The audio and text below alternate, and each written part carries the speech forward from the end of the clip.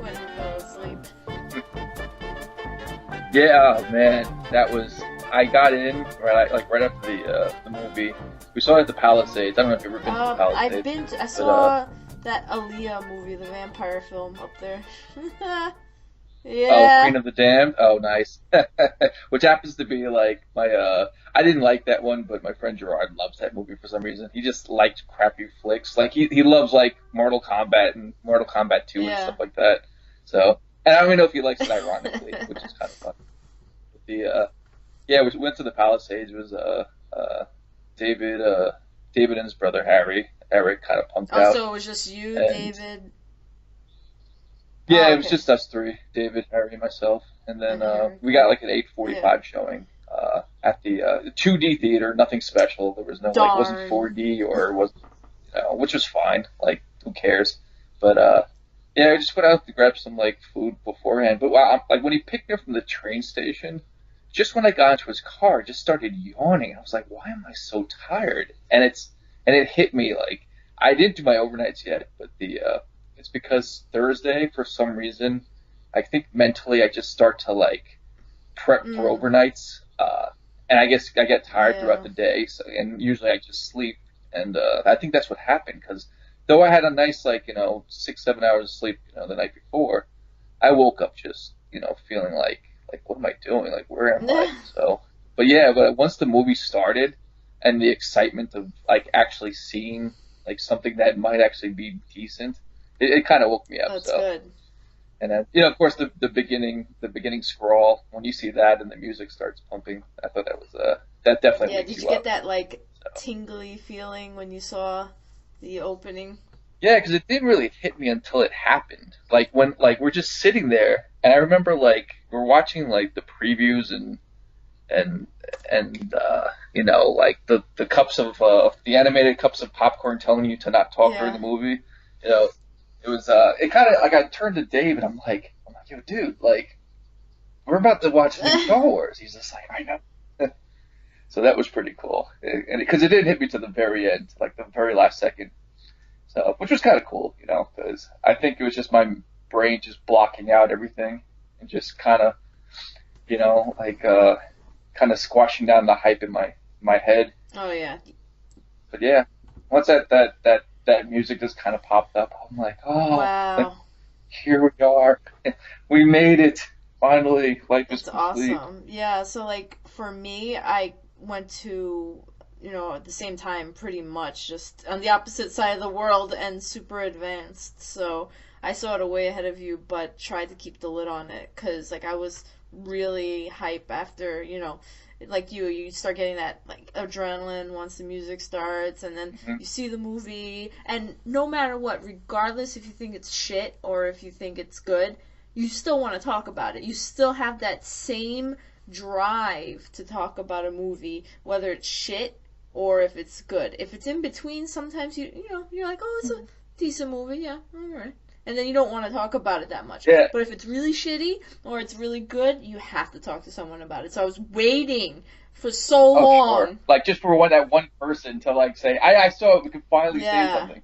Like I was saying to you last night on Facebook, it was like, okay, I saw it. We could finally just like get it all out of the way. Like like this is what I thought. And, but the funny thing about these movies, like something like Star Wars with like close to 40 years of history, you have so much bias that's just attached to it. Because I was watching it and I had to just kind of suppress it because I just knew, I like by watching this new movie, this continuation of you know of 4 5 6 whatever there was just so much like that I had to like just kind of push Yeah. aside, you know because it's like and what am I comparing it to? Should I compare it to this? Because like is this a good movie like on its own? Is this a good movie compared to the other ones? Like Yeah. so it's kind of a hard balance, to yeah. So I don't know, but So I like yeah. the movie. I pretty much left the theater saying to myself, like, it was almost like I had to convince myself, like, okay, I like this movie. Because, like I said, all these thoughts were in my head. And But I finally I was just like, you know what? I like it. The movie, I felt Mm. good about it. There was no point during the movie where I said to myself, okay, this movie's garbage. Or like, oh, that scene that was just full of crap. Like, I don't get why they did that, or oh, that's stupid. There was no part of that movie where I did that. It was just, because I don't know about you, like, but did you just feel like, like you were just judging it like the whole time, like not judging it like, let me see what they're gonna do, but just sort of like you were just vigilant about like what they were doing, and because like David and I were sweating by the end, and we were just wondering if it was the theater when it was too hot, or it's because we were just so like gripping our like seats to like say please don't mess up, Oh my please don't god. mess up, Well, I mean, like we for were like. me, like, I mean, it was different because first of all, I was physically jostled because I went to a 4DX viewing, so I saw it in 4D, meaning like 3D plus motion seating and like Yeah, wind gusts coming at you, and even that's what I'm saying. We saw the complete opposite. You went to like the 4D, 4K, like yes, it smell-o-vision, literally was like smell-o-vision. There was scent. and I was there like at the 2D, like the 1977 vision, like original like Star Wars, like okay, here it is on a flat screen, enjoy it or go fuck Yeah, off, and which was fine. Like I didn't no, mind that's it that good. way. You probably did it the right way, and but I think my experience actually, I was afraid that it would detract from watching the movie, but it didn't. They didn't do this movie particularly crazy in terms of like whatever textures they put over it to make it motion sensitive. It was cool, like when you were ascending in a ship perspective, like say you're in an X-wing. Towards the beginning of the movie, you were really feeling like you're moving with that like you're in the cockpit sort of. So it didn't feel like too shitty. Yeah. It felt like Universal Studios, come to life in your local movie theater. But regardless, the movie itself, I had feels. I had feels, Uh-huh. Okay. and I was like grabbing. Like nostalgia feels, or just I mean, just in general, like were you just feeling nostalgic? Was it a No, combination the of feels I nostalgia had and was related to obviously the key point in the movie where Kylo Ren turns by making the worst well, mistake of his life, killing his father.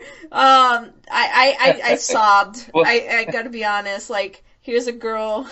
but did you see it coming? Yes, I I mean, did. I I saw it saw it. coming because some fucking asshole ruined it on Facebook by, reposting something that had been put in a newspaper saying "Rest in peace, 1977, Ah, yes, 2015 I did Han see Solo." that, and I just kind of ignored it. I think I ignored it mentally, like, oh, someone just, oh, that probably did. Yeah, you know what? I probably like subconsciously I knew he would die. That's probably what it was. Holy crap! That's why I wasn't Yes, surprised because I think subconsciously I knew it was there because of that like one meme or that one like I graphic that want someone to like call posted. You're out right. Holy whatever crap! asshole put that in the newspaper ahead of that showing. They should literally lose their job. I got triggered, okay? I got triggered by that guy. Oh, safe space, safe space. No, Better go to the closet. Put a blanket over you. I was so Get some teddy bears to start I was caressing. so depressed after the movie, knowing that I was spoiled. Like I was consumed with this reaction. Like it was like mourning for Han Solo plus anger at that guy for ruining it for me. Because I kept myself so spoiler free, relatively speaking. Because moving to Korea also kept me slightly away from the barrage of media around it in America, because in Korea there's not like a major push for Star Wars promotion. Like you'll see it in small signs on the GS25, which is the grocery store, or whatever else you remember. Obviously, you were here, so small little things, but not huge posters on the buses, the trains, and stuff like that. It's not all over television. Like you'll see commercials, but you won't see more than that. I purposely stayed away from things just to be not that guy who overanalyzed everything that came out. Like, Oh, sure, because there's just plenty of people who've been doing that, and which is fine. Like, go for it. Especially if you're in that like that community of just wanting to like discuss things like sci-fi and uh, anything like related to that culture. But there's also those people. Couple of friends of mine. It's of course all like Facebook. The whole like, oh, don't spoil it, don't do this, and it's like, what? To me, it's like, get off social media. Like, don't. I understand, like, hey, you don't want your friends, like, like, there's always that talk about The Walking Dead. Oh, don't tell me about this episode. Don't do this. And it's like, well, you're actually like, you're putting yourself out there to get the Yeah. spoilers. It's almost like people are just like this. I don't know, like, what do they expect people to do? Like, it's on one hand, yes, don't spoil something that literally came out 30 seconds ago. Uh, and I think people are kind of learning not to do that anymore. But then, but you have to actually factor in like, the trolls and stuff like that. We just do it just for like I shits and mean, isn't giggles. it funny that But it's like a social construct that you have to learn because of social media becoming so prevalent that you need to learn the etiquette of not saying any kind of bullshit on your wall because other people can actually hear you? Isn't it crazy? Like, it's like, don't run into a yeah, because you room have to, you and have to, say fire, when you're just talking to your friend and saying something like, that's an inside joke. Because people are going to yeah, you actually have think to, it's you have to fire. navigate this. I think at this point, with especially with most people that I know on Facebook, th- there was the learning curve, but we all like got past that, and we all know like at this point in the game that hey, there are people out there going to spoil it, stuff, and hey, you should be able to navigate like like the certain like pitfalls of going to like certain fan pages or different chats or different like groups on Facebook because like certain places if you go to it it's you run the risk of getting like some Sure. info, and I think it's inevitable because I wasn't really actively avoiding spoilers because I just didn't really Mm. care. Like I honestly went in thinking there's nothing that's really uh, going to spoil it for me. I don't think there's going to be anything that's going to go, oh my god, I can't believe that happened. Like for instance, like since we already like said it when Han Solo like was Yeah. when he got his comeuppance or whatever it is. Like What a shitty he life he must have they had did to it, get that as a comeuppance. To have like this but yeah, like like brain damaged child like stab you with a lightsaber. I mean that's the funny thing. Now, as far as Anyway, that we can talk goes, about like that another time. I don't know. It's just like I felt there was also like a sadness just to jump into the movie, especially like with like what Han was like doing that all those years, like back to like smuggling. It's like he was like a CEO of like this great big company. He was living the life, and then all of a sudden he went to work like Target again. It's just like not to say like Like working at working at Target's a bad, Target again. but you know what I mean. Like it's sort of like he went back to the whole like oh like I remember like meeting up with Leia. He goes, oh, I just went back to what I knew best, and it just seemed sort of odd to me. Like you're a war hero, like you did the Yeah.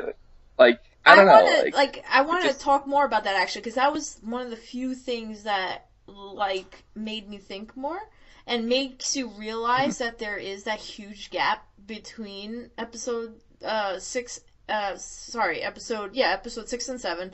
I'm sorry, I'm episode like brain dead right now. remember episode 1, 2, and 3 does Thank not God. exist Thank apparently. God. It's I and the only reference they made was the whole clone army But that thing. was already, I think, like What kind of floating out there that that was in existence, right? And obviously, Well, yeah, I mean that was already like they referenced that in yeah. episode 4 So with it's not with like it wasn't an Ben. idea that was floating out Yeah, there. but I'm saying like if the only like legit reference would just be that because I don't think they made any other reference except for the flags going into the to the pirate Oh base, yeah. whatever the yeah. Supposedly a couple of those flags were on pod Oh, racers that's all right. in episode That's 12. fine. Which is like whatever. You have to sort of expect it because yes, they are those movies They're are are they canon. they're what they call legacy? Are they canon? I don't know. To be honest, like they put them in legacy mode, right? Okay, so all right, so I didn't Let know me that. see. Let me look that Let's up actually while we're here. The Mhm. prequels, Star Wars. Yeah, I have my command center here now. I have like my large screen TV with like Facebook and everything. Got my laptop here. I got my phone running. I'm just like, here I am. Like I have like a nice command No, center I want now. to say that their legacy now. Film Saga 1. Okay. A New Hope. Okay, Rid of the Sith. Well, I just know J.J. Abrams. Uh, I think he said something along the lines of he's excusing a lot of stuff and not mentioning stuff from like part one. Like for instance, midichlorians, he says that's never going to be like touched upon in in his movies. I don't know uh as far as it being left as canon. Maybe it could be just like you said, like the whole legacy thing. It could just be there. Uh they could if great a great writer could write around that, saying, "Oh yeah, that was just some silly Yeah. fringe thinking of Jedi's back then, like, oh, well, there's this thing in your system, that you have space herpes and you have to Oh take my care of it, god. like, but yeah, but I guess like I think in sci-fi, it's what's great about sci-fi. You can completely like just write something off as just being like, oh yeah, we just we discovered new Yeah, technology okay. and So like well, apparently I didn't get a chance to really read this and I'm trying to read it really quickly.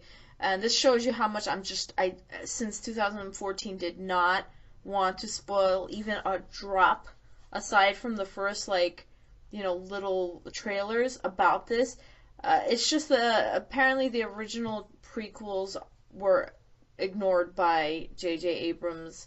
The Lucas treatment of the universe included the originals, but he went and reworked that by choice by mhm, saying he's not going to dress it in the new movie. So maybe technically it in someone's treatment it's still there, but in J.J. yeah. Abrams it's not. And since he's restarting the franchise, so to speak, we have to follow that. But I'll have to read about that later. That's definitely something interesting because that means a lot. Then it shows you like where the universe sits. It doesn't have any of that garbage from the first three movies that Uh, really ruin your idea of where Star Wars is. Like the power levels issue.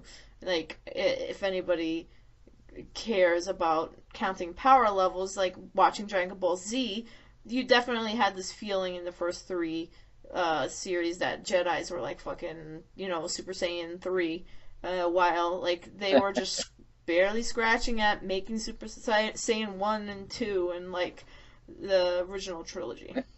And you get more of this like yeah. down home, you got Rey and Kylo Ren trying to get their mastery of even getting to Super Saiyan level 1 Jedi.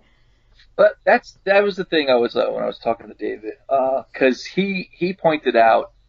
He said he the balance between his force powers, as far as like he seemed to like be very good at certain things like that mind like that mind fuck power Yeah. that he was doing to people, like he was great at that. But he says once like the lightsaber came out, it was sort of hack. And I was like, he says it kind of didn't balance out. Like there wasn't he goes, it seems like one end of the spectrum he was great at this, but why is it that he's not that great at the whole like lightsaber thing? And I was sort of saying how like he was just maybe it's just attention to detail as far as him not completing his training, because apparently at the end when you heard Snoke say like bring him to me so he can complete his training, and I think that has something to do with the fact that like uh he needed to like complete like Yeah. lightsaber training, who knows, or also who is he going up against with a lightsaber in this 30 years, like 30 plus Yeah, years later, so for him to actually I mean, is he going to to like a force dojo or something like that and practicing? Like, I I don't mean, know, wasn't it implied like that who he exactly? turned on the on Luke in the Jedi Hmm. training camp, so to speak? So maybe he had some swordsmanship experience there, but beyond that, who's he training off? Is that the First Order, the Knights of Ren? The Knights So of I guess there Ren, may be yeah. some wielders there, but still, like, who knows? I mean, who's he training against? And he's really even if we ask that question, it's just getting down to the fact that he's not ready.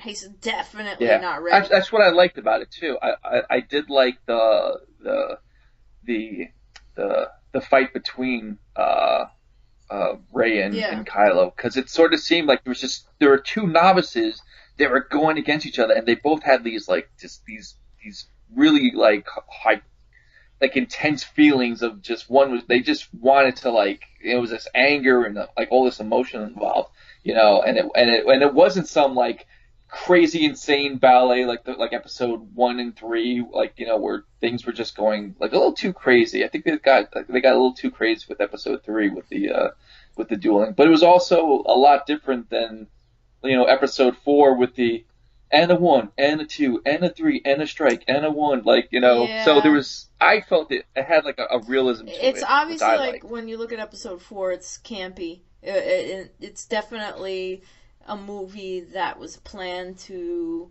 not necessarily make it out past episode 4, but it got there so it could Yeah, have, more continuation to it. So it was able to hone itself. So yeah, you have to be very yeah, you forgiving of a definitely do. movie that came out in And didn't 1977, know what was gonna like happen. To be honest, like once that movie theater, exactly. those movie theaters were, filled up with people and seeing lines at the door. Like my father was saying, the other day to me, he's like, "Oh, I remember people were actually online for this movie. It was crazy. Sci-fi wasn't, you know, that big a deal aside from like 2001: A Space Oh yeah, Odyssey." I remember. I remember clearly seeing Empire and Jedi at the theaters, and I remember Empire. I remember the line. I remember I saw it at Fordham Mm. Road with my brother, my sisters, and my mom, and we. I remember like just leaving that theater. I remember the bus ride home, like staring out the window, like I was like staring out into into Oh, space, like like like wow. Darth Vader's is Luke's like dad. flipping Like it was your just like shit, basically. whoa. And then I remember Return of the Jedi a couple years down the road, going to I think it was the same theater, but I remember it was my friend Tommy and Noel like over in Bainbridge. We went to see it, and I remember we were on one of those like classic lines, like people like talk about, when Star Wars originally came out, like Return of the Jedi, where it just wrapped around the block, like it just snaked around to the Wow. point where the end met up with the beginning of the line. Wow. It was like an Ouroboros. It just kept like the lock, like we just kept like just running That's into each other. crazy. So it was, but yeah, like, but of course nowadays you don't have to worry about that because reserve seating and all Yeah, that, like, let's talk about that really quick because I have reserved seating in Korea for all the things. Every movie's reserved seating.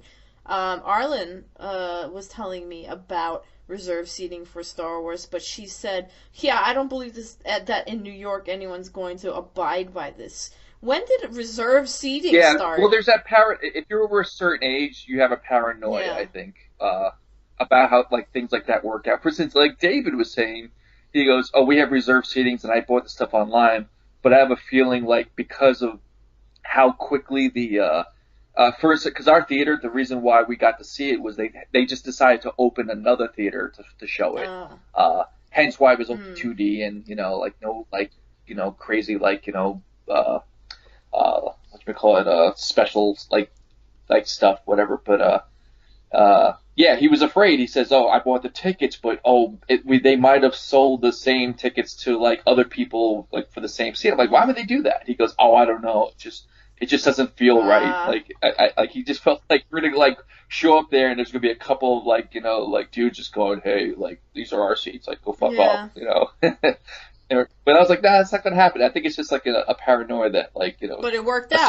certain. Oh Yeah, I wow! know it's Because fine. Like honestly, like I had yeah. the same reaction as her when she told me she had reserved seats for Saturday. I was like, "There's no fucking way!" Like, No, I've had reserved seatings like for a couple like flicks for like the past couple years, really? and as a matter of fact, most movies I've seen in the past few years, I've only been to the theater like only maybe a handful of times in the past 4 or 5 years, but each one was a reserved That's seating, and crazy. it was fine. Yeah, no, it's great. Do you It's have like a it's those are dialogue where you get to pick the seats where you sit, or is that only? Yes, some I don't know if it's for all places, but there's definitely places like, for instance, if you go online, like they have like like you go to Ticketmaster and it has like the seating chart, and you can get to pick the seats. It's sort of like that. I don't know if it's for all theaters. I All assume it right. would be, but Sh- Shows but you yeah, that the theater back in Astoria I used to go to was just dated. I guess it didn't have any of that. But and I went to it. remember it's also first come Huh? first serve. It's also first come Yeah. first serve. Like the earlier you get onto like the site, Yeah. the better the seating chart is. But it doesn't matter anymore because I saw Jurassic World over the summer, and I just sort of was like, all right, let me go see it. Like, not that I have any like real intense interest in Jurassic Mm. Park or anything, but I just felt like seeing the movie. It was a Sunday night, and I remember like the whole like seating chart thing popped up. They had a few available like towards the front to like all the way to like to the side, like to the left, and I was just like, screw it. I bought the ticket. And I got there, and because of the like the curvature of the screen, I don't think it would have worked out 2D, but because of like how the screens are nowadays and the technology, it doesn't really matter where you sit. You don't have to be dead Yeah. center anymore. You know, like that's like I think that's like the cool Mm. thing now, and I think for like again, if you're an older generation, you're kind of skeptical. You're like, oh my god, like the very front all the way to the side, Yeah. this will never Yeah. work out.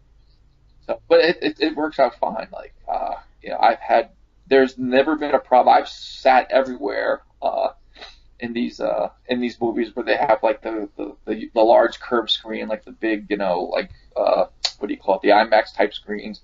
I've never had any issues Yeah. with it, no matter where I sat. I. But yeah, but I wanted to talk about the very beginning of the flick and how they dealt with that whole stormtroopers can't hit Oh my anything gosh! thing. Tell me, talk to us or me, I The should say. I was like, I was saying to Dave, I was like, don't you love how like as soon as that landing party opened up the landing craft, the stormtroopers were just spot on, like just shooting people, like right then and there. It was like J.J. Abrams saying, "Listen, we're gonna get rid of that crap where stormtroopers can't hit anything." Like, because all of a sudden, like from what I recall, they were just like hitting Yeah, everything. there was You know? no, there was like a real deal fight. It wasn't hokey or anything. Yeah, it was sort of like you know, like just uh, I wouldn't say special forces coming in. It was just like I guess just rearranged, like maybe like like a Vietnam's like sort of thing where like like the troops going into like a village and just like decimating everybody sort of thing. Yeah, it was You like know? it was more reality based as opposed to fantasy based in terms of the Hmm. filming for that scene. It was like you could imagine that being in a war somewhere with a cruel dictator telling you shoot these guys and having maybe one guy actually have some sort of PTSD and want to run away. So that's the beginning of our friend Yeah, Finn's story. Like it was real deal. Like that's something I could imagine happening in real life too. So I think that's yeah, why he might have chosen that setup and not to have stormtroopers be such dipshits where they can't aim. So, it worked out. And I think that was the proper way to do it. It kind of takes away from the joke, like it's like all of a sudden if red shirts in Star Trek don't start Star Trek. dying Yeah. first. I mean, it just, the joke dies. I mean, it makes some old school Mm. people sad, but I don't know. It worked for me. I had no real serious issue with it. And, this way, I didn't even think about it until you brought it up right now. That's like, And that's good. that's another thing. It's sort of like it's the input that the audience has that they start to correct certain things, and I think eventually like the films evolve. Like you take something like Star Wars, where now like with all the jokes about the stormtroopers, oh they can't hit anything, they can't hit the side of a barn. Now all of a sudden they're dead shots. They're getting everything. And I think what that's a kind of a cool thing for like audiences, just to have like that sort of a sort of interaction and an input into like what companies or directors do with their Mm. flicks now, because it's sort of like because it's for me it felt like that's what happened. Like J.J. Abrams was like, oh, you don't think stormtroopers can hit anything? Yeah, watch this scene, like very first scene, like boom, like stormtroopers are like they're just all like they're trained and they know what they're doing, and it's actually good because you don't want. I don't think you want like any side uh, to be so lopsided where it's just like you're just picking people off left and Yeah, right, you know, because you kind of have this feeling of like, well, it's not like they're going to do anything anyway because they can't hit anything, you know. absolutely. But it felt good. It felt really good seeing that opening scene, you Absolutely. know. I enjoyed Uh, it. I was satisfied with it. I was okay. I'll put it out there that Finn's like put it out there. immediately leaving the troops and having PTSD so suddenly without any backdrop. You have to have the suspension of disbelief because you don't know what his backstory is, and as he develops through, you realize like this guy has such PTSD that he's like already firing on his like supposed friends and family because he's like Well, was it brainwashed essentially. yeah, there was it is funny. You have to like wonder because was it PTSD in the beginning as far as like, he's in the landing party and all of a sudden like he's just seeing all this stuff around him and he's just questioning like what the Yeah. fuck am I doing? Because he also like later on as you find out he's what do we call he's sanitation, Yeah. you know? Like when Han asked him, oh, like, what did you do for the Empire or for like the First Order? He goes, oh, I worked in That was sanitation, funny. and I you're have just to like, be honest. but I also have to say to myself, wait a minute, if you're sanitation, why the hell were you in a landing party? Like, like were they short on troops? That's Were they? really really good as a point because I also thought that I was like when he said that I was like sanitation. So why was he there? But then again, you realize like even if these schmucks work sanitation, they probably have some military training, and if they get drafted, they Oh have yeah, to do it. it's like in the Marines, like everyone in the Marines, no matter what you do, whatever your MOS is, everyone's a Yeah. rifleman. Like you have to pass, shooting like 500 yards. Like every single Marine that like leaves training, like a couple of friends are mine were in the Marines, and they said that's the thing. It's like you can work, kitchen, you could be a typist, but everyone has to pass as a Mm. rifleman. So maybe that's like something like that alludes to something like that where, you're a part of this big military machine, then, no matter what you do, you have to know, like you have to know your craft, like, the basics. You have to know how to shoot, and that's that.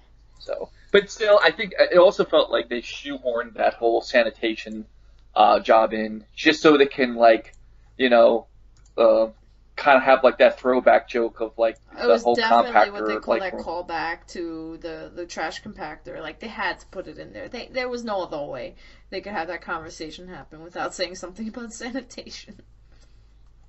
yeah. So like, let me ask you, like, would you feel like, uh, for me, like I was when I was talking to you last night about like my two like critiques, which weren't like I don't think they were bad.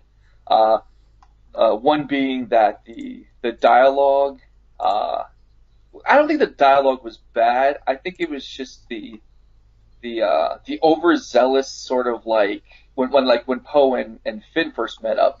It's like, hey buddy, what's up? Hey, so hey, you want to escape? All right, let's Yeah. go. It was just like it kind of felt weird Hmm. for a second. You know, like like to me it felt like J.J. Abrams on set. He goes, hey, I want you guys just go for it. And and these two were just so like in love with the fact that they're in a Star Wars movie that like they didn't give themselves time to settle Yes. down. So it was almost like they just started filming and okay, go for it, and they were just both so like you know exuberant to be in this scene that they were just like all right, like if they did a couple more takes where they were able to calm down, I think like Yeah. their interaction been a little bit like more fluid or whatever. Like not to say it wasn't like it was bad. I didn't like it didn't seem choppy or anything. I almost felt like they were trying to like suppress a grin, like like I was like half expecting them to like on screen like grin like I'm in a Star Wars movie. No, You know I what I'm can see saying? that. And I see like all of this in retrospect in my mind as something that might have pinged on the radar while I was watching it, but maybe I was too busy getting like perfume shot in my face and like my chair moving around in 4D for me to really think about it. Does that happen? Yes, Like yes. Like really? Wow.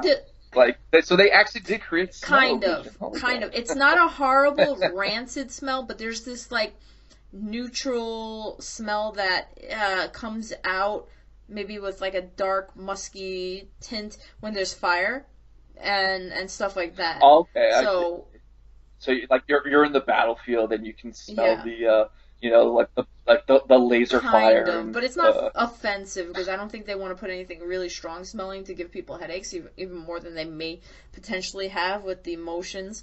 But mm, like the acting, but I gotta excuse it in some ways because when you look at episode 4 and it has some campiness to it, and we can go back and watch it frame for frame, which would make for an amazing like episode, to be honest. Just looking at rewatching episodes 4 through 6 after watching episode 7, but whatever. With this idea for another time. I can remember like really weird acting moments in episode 4 too. Like we've grown so accustomed to it being like our, foundation that we don't question it sometimes. But there's a couple of moments that are a little wonky. yeah, I definitely try to look at it. You know how like there are two lists I have. Everyone has their list of like top like Star Wars movies to Mm-hmm. worst, and sometimes I can exchange like episode 4 in the top spot and throw it into like into slot Yeah. 3 on a different list because I have to look at it because again you go back to saying things like oh, it's ahead of its time, it's this and that, and Totally. blah blah blah. But I also look at it and goes, okay, but if I were to really just say, like, how is this movie like overall, like excusing all that history, whatever, like where would I put it? And of course, it would definitely be top 3, Oh, but absolutely. it could definitely like go back and forth. But going back to what you're saying about the whole the dialogue thing for episode 4 and stuff, it's because of George Lucas. It was said like I think there was that famous thing with Harrison Ford, uh, like I think he was talking about how like George Lucas's dialogue is so like it's just so bad. He goes, you can't act this stuff out. Like that's why a lot of times like there's like that talk about him like ad Yeah. libbing a lot of stuff. Like for instance, like that the whole like the I know Yes. line is just it's Harrison Ford ad libbing because George Lucas was notorious for just being a crappy at dialogue. Like for instance, Yeah. episode 1 and Totally. episode 1, 2, and 3. Like it's this sort of stuff that it doesn't translate to acting Yeah. out. So Like you read it on a piece of paper, you're like fine, but everything to like acted out was horrible. That's why I give a lot of leeway. I give like a lot of leeway Exactly. to Manic Skywalker to what's his name, And Christian, what's his Haydenson. name, Yeah. Hayden Christian or Hayden Christian or Christian. We whatever his just like name is. morphed his name into one, and it's fine. Hayden Christensen, Haydenson. Hating on Christensen, Yeah, but he was but the thing was, like, I remember around the time those movies came out, he came out with a movie, I think with Kevin Kline, something like It's Our House or In the House, it was a really good flick, and he was like, he was really good at it. So it's not like he was a crappy actor, yeah. you know. It's what's Well, given to now him, he's in you know. like I drunken like, car accidents, showing his real downward I feel spiral. bad for like Poor guy. for people like him, you know. It's It's sort of like like, Macaulay Culkin. he off like you know we could go off on a Yeah. tangent now with like all this But like we'll rein it this in. stuff. How about going down a spiral? You want to talk about the Han Solo bit while he's like, now he's had such a shitty life where his son has like basically become the most gigantic asshole in the universe, and Yeah, so basically we got Han Solo who after like being at a career high, the whole landing party on like the moon of Endor, he's like, a hero of the rebellion. They start off like a new republic and all this sort of stuff, and he goes back to smuggling. He has a child, and he turns into a dipshit. Like oh man, like poor guy. But at least he had his best friend with him. At least he had Yeah, Chewie. Chewie was always with him, and even though his son was not always with him, Chewie was always there. But it really like it kind of gets you though. Like as I appreciate it more now, I'm thinking back on it, I'm like, you know what? It's kind of cool that he had a shitty life because he didn't necessarily have a great life before he met, Luke and the rest of the gang. Or maybe he just had a life. I mean, like we're looking at it as like a great life or a bad life. Maybe to him that's Yeah, just his life. Like it's not even something for us to judge and say, oh, like can you imagine? Like, hey, he's just like as you said, he went back to like what he knew best or what he loved, and which was smuggling. And hell, that was I mean, hey, why knock it if that's like true. who- that's what he wanted to do, and that's what he Yeah, wanted to do. that's Fine. his way. That was his way of coping with Ben Solo, though. That's like before Ben became a gigantic douche. He was probably having an okay life with Leia. I don't know. He wasn't probably smuggling then. He was hanging out, hitting up Luke every so often for a beer, saying, "Hey, remember Yep. that time on Endor where we totally saved the day and stuff?" Like you were busy doing some other shit, so maybe they were having like joke conversations and having a good life, and then all of a sudden the son flips a switch, and for people who are parents or like for you as an uncle who sees your nieces and nephews being raised, things are difficult with children. So this guy had a real life, and something really fucked him up, so he had to run away. But it goes. You also have to think about that whole, nature versus nurture Yeah, thing. Like what exactly like flipped that's them? the It's just like question.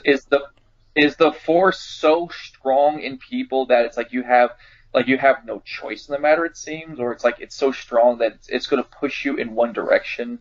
Uh, are some more like sensitive to like the darker side, where like just to like not be on the dark side you have to fight it, or you just or people so sensitive to the light side where it would be like near impossible to go to the dark side. I mean, it was kind of weird. It was just like, well, like what exactly transpired in your life as the son of like Han and Leia, and your uncles like the great like Jedi, like well pretty much the The only Jedi Jedi Master. in the He's universe. the Yeah, supreme.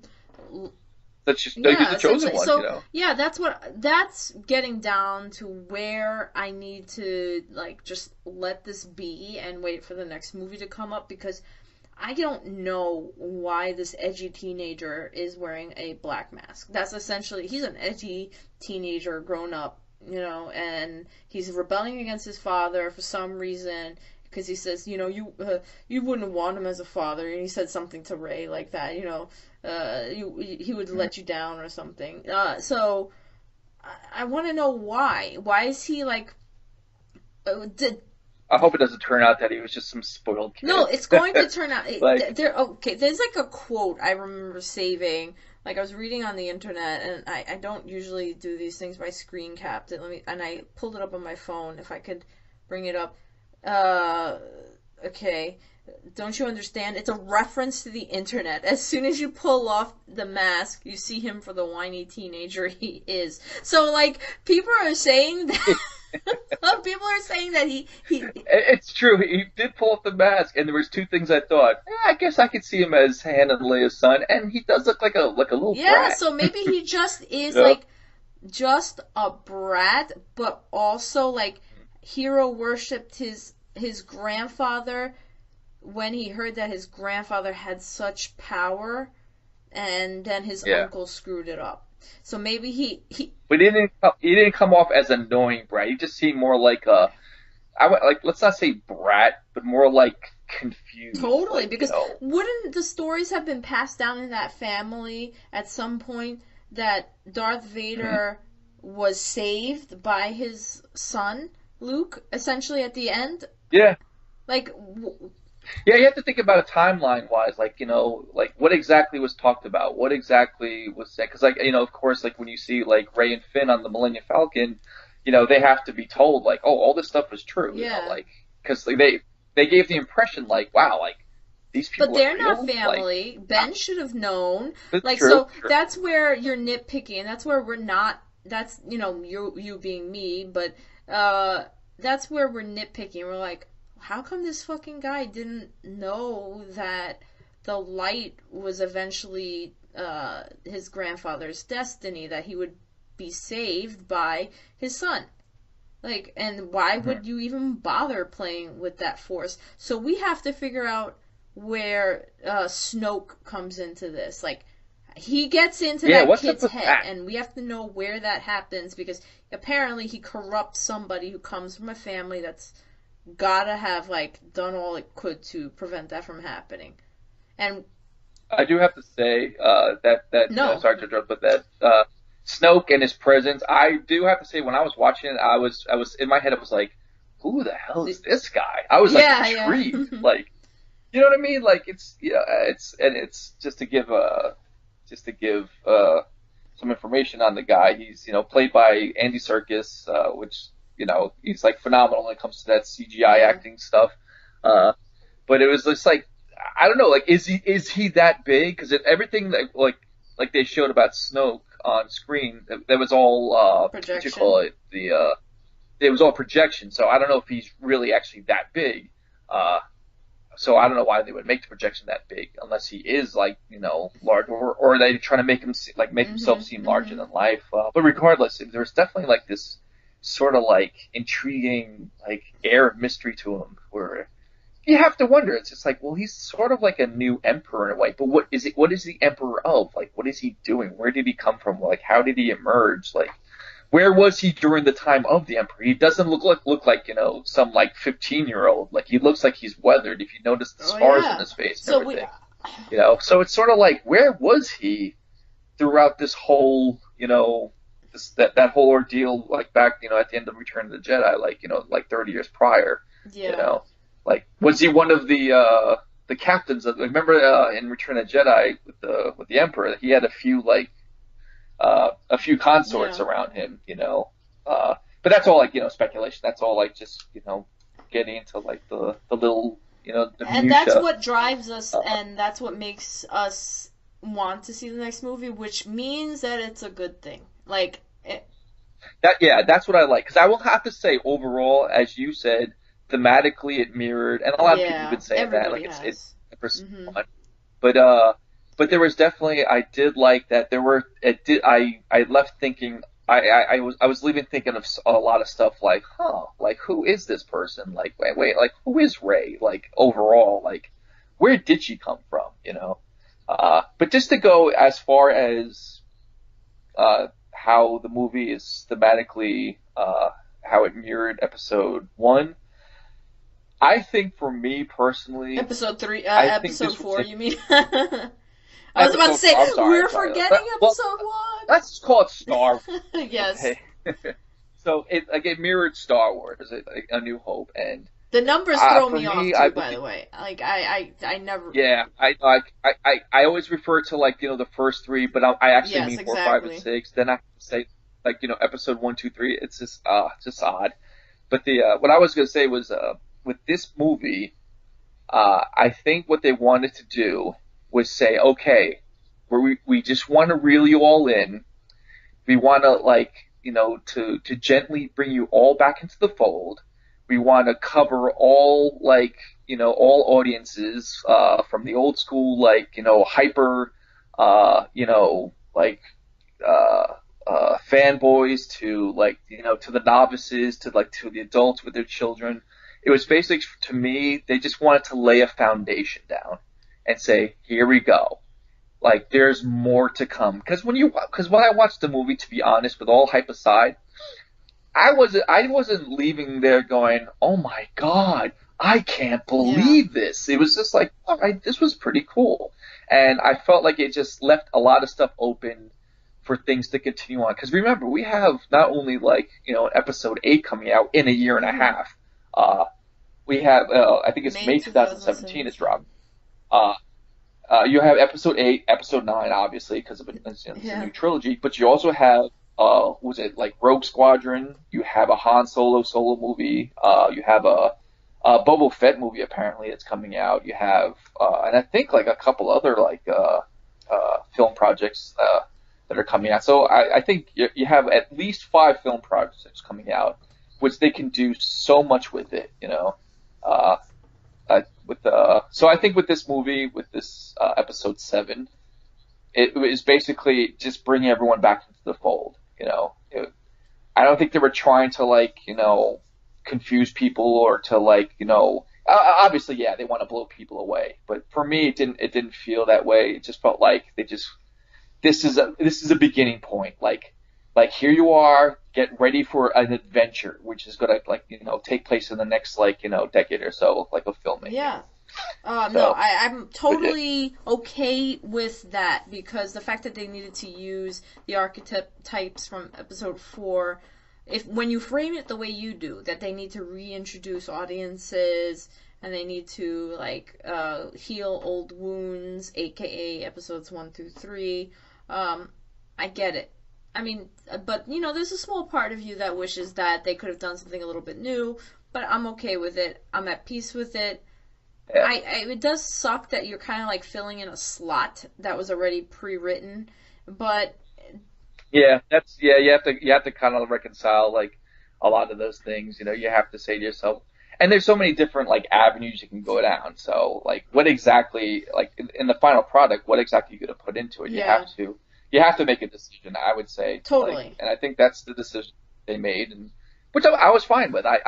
But you know what? When I left the movie again, I go back to saying like how I almost had to say to myself, okay, I like that, because again, like you just have so much in your head floating around from just all like the prequels, the episode, like the originals, all the lore out there, everything. You just, the years in between, like, all the talk, the chat, you really have to just kind of strip that all away and find like a center and say, okay, like this was cool.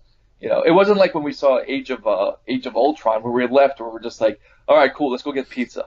Like let's go, Yeah, let's be out. Like good movie, okay. Like we didn't even want to discuss it because there was nothing to yeah, discuss. It's it's just like oh here we go. Like I don't know. I've been having that experience recently with some movies where I leave them now and I don't know if it's just like just being cynical or just whatever, but like Age of Ultron is just a great example. It's that was a good movie. So what do you want to do now? oh yeah. Like No, but that's like that's why Hollywood has issues now because there are less and less of those movies coming out. And you're much more of a movie goer than I am. You're watching them. You're watching 10 a week, 12 a week, maybe, and that's a great thing for being an avid film critique person. I'm just kind of like the person that's consuming it and in a specified genre, and I'm the one that will always go first night to see Star Wars and certain other things and maybe go see some stuff in between. So obviously I'd talk about video games, you talk about film in the same way for each genre respectively. But for me, like the idea that Star Wars is this thing that has touched so many lives and gone into so many avenues, so many veins. Yeah, it's hard to shut that off and shut those little veins off from flowing into your brain as a 33-year-old, to watch this movie. It's so hard, but I did my best because I'm not a super crazy film critique person anymore. I'm not a critic. And my brain just froze. I couldn't use the word critic. I just kept saying critique because I'm such a freaking moron. But it's almost midnight. I lost all English. I was gonna say it's the time. Yeah, It's but end of the day. a You're tired. film The brain's critique not like person. But it's like what's that word for a critique person? You mean yeah, a critic? Yeah, that's that's it. it. I also had a couple of glasses of wine, and it's You just put a little panache on it, like you critique. You mean critic. maybe I'm trying to be a You French just douchebag. But yeah, I but shut yeah, that vein you off. have It's to. hard, and but I think because I didn't go into it super analytically and without the mind of a critic, and I shut off that part of me that existed from the age of like 5 or 6 to like high school that would read anything and everything, extended universe I was the Timothy Zahn fan. I was really Oh yeah. just hoping that they would take his scripts, and, his books and turn them into scripts, but obviously they didn't.